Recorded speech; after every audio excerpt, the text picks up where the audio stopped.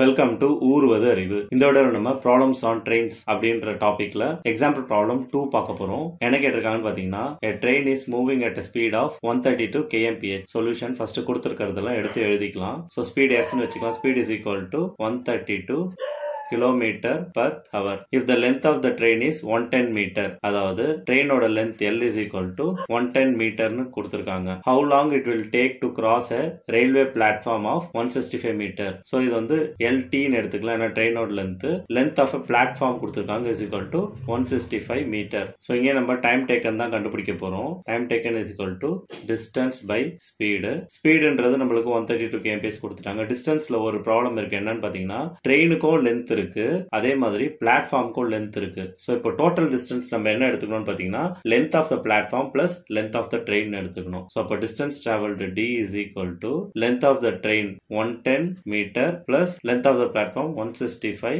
Metre. So D is equal to 275 metre. So distance நம்ம calculate பண்ணிட்டோம். இதுல என்னன்னு பாத்தீங்கன்னா, ஸ்பீடு கிலோமீட்டர் பர் ஹவர்ல இருக்கு, டிஸ்டன்ஸ் மீட்டர்ல இருக்கு. சோ ஏதோ ஒண்ணுதான் நம்ம மாத்தி ஆகணும். எதை நம்ம மாத்துறதுன்னு பார்க்கும்போது ஆன்சரை பாருங்க. ஆன்சர் என்ன யூனிட்ல இருக்கோ அதுக்கேற்ற மாதிரி சேஞ்ச் பண்ணிக்கோங்க.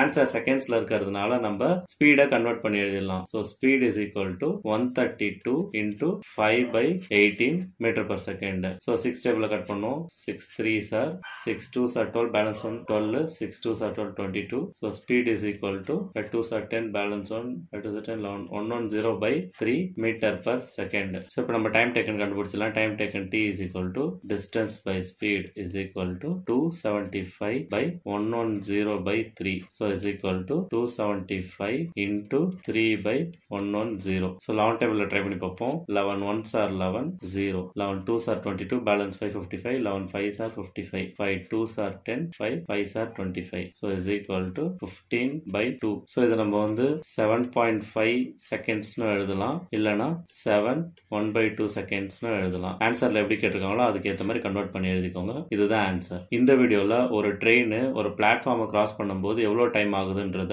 எப்படி கால்குலேட் பண்றதுன்னு தெரிஞ்சுக்கிட்டோம். உங்களுக்கு யூஸ்ஃபுல்லா இருந்திருக்கும் நம்புறேன். நன்றி.